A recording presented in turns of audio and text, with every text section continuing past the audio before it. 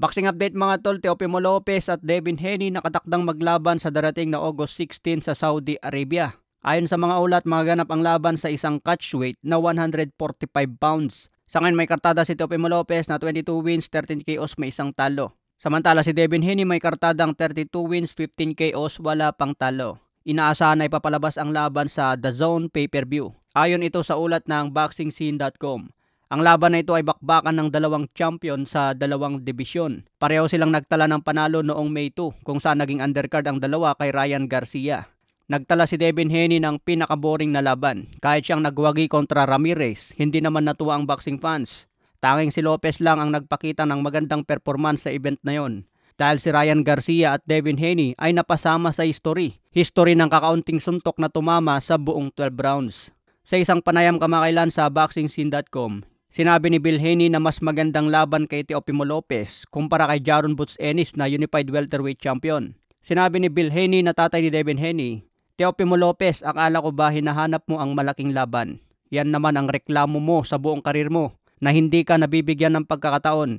Pero ngayon, wala ka nang matatakbuhan at wala ka nang mapagtataguan. Tatapusin na ni Devin Haney ang angas mo." Dagdag pa ni Bill Haney, sinabi ni Devin Haney sa akin na gagawin niya itong personal kay Teofimo Lopez dahil sa lahat ng pambabastos na sinabi niya sa pamilya namin.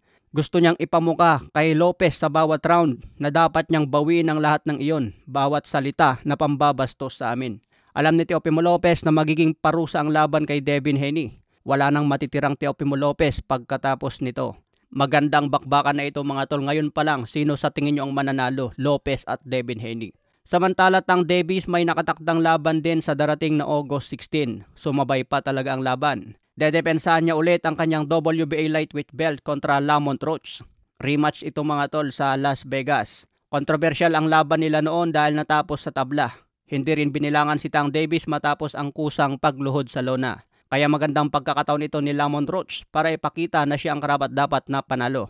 Hindi pa tayo natatapos ngayong June at July, nakaabang agad ang August. Kaya galingan sa pagpili kung sino ang tayan mga tol para sigurado ang panalo. Samantala, Wonderboy Martin sinabing umatras ang bayag ni Casimero, natakot sa kanilang sparring. Sinabi ni Wonderboy, ganyan din pinakalat nila noon eh. Todo hamon silang sparring nung pinalagan ko, sabi ko where, what time and what place. Kasi good experience para sa akin yon, pero umatras ang bayag.